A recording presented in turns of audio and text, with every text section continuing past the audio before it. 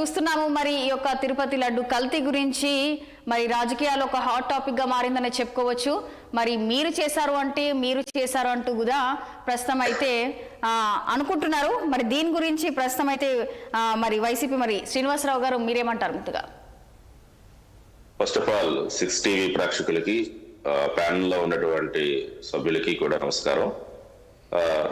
ఇప్పుడు మనం దేవుడి గురించి పంచాయతీ పెట్టుకోవడం అనేది మన స్థాయికి తగినటువంటి పని కాదు. మనం కేవలం మానవ మాత్రమే. సో ఏదైనా ఒక విషయం పట్ల మనకి పూర్తిగా అవగాహన ఉన్నప్పుడు మాత్రమే మాట్లాడాలి.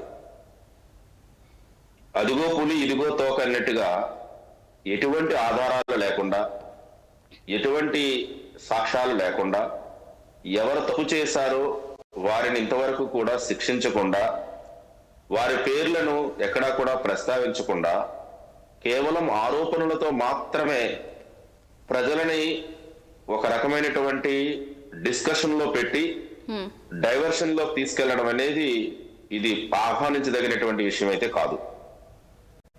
ఒకటైతే ఒక మానవ మాతృలుగా కలియుగ దైవం, ప్రత్యక్ష దైవం శ్రీ వెంకటేశ్వర స్వామి గురించి రాజకీయాల్లో రావడం అనేది చాలా విచారకరం.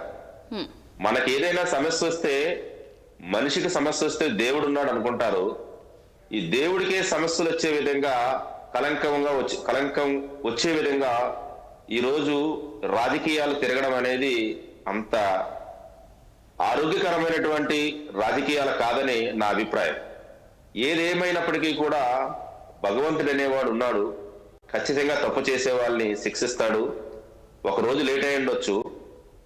మనం ఏదైనా సరే ప్రజలు మనకి ఎందుకోసం పట్టం కట్టారు, ప్రజలు మనకి ఎందుకు ఓట్లు వేశారు, ప్రజలు మనకి ఏ పద్ధతులు, మనం ఏ హామీలు ఇచ్చాం ప్రజలకి, వాటిని ఎంతవరకు నెరవేర్చుకోగలుగుతున్నాం అనేది మన బాధ్యతలు తెలుసుకోవాలి తప్ప ప్రజల గురించి పక్కన పెట్టి, ప్రజా సమస్యల మీద పక్కన పెట్టి, ప్రజల్ని పక్కతో పట్టించడానికి, అంటే వారి యొక్క కాన్సన్ట్రేషన్ పక్కతో పట్టించే క్రమం ఏదైతే ఉందో, దేవుణ్ణి, మతాల్ని రాజకీయాల్లోకి పదే పదే కొన్ని నెలల పాటు చర్చించడం అనేది అంత ఆరోగ్యకరమైనటువంటి రాజకీయ విధానం కాదనేది నా వ్యక్తిగత అభిప్రాయం.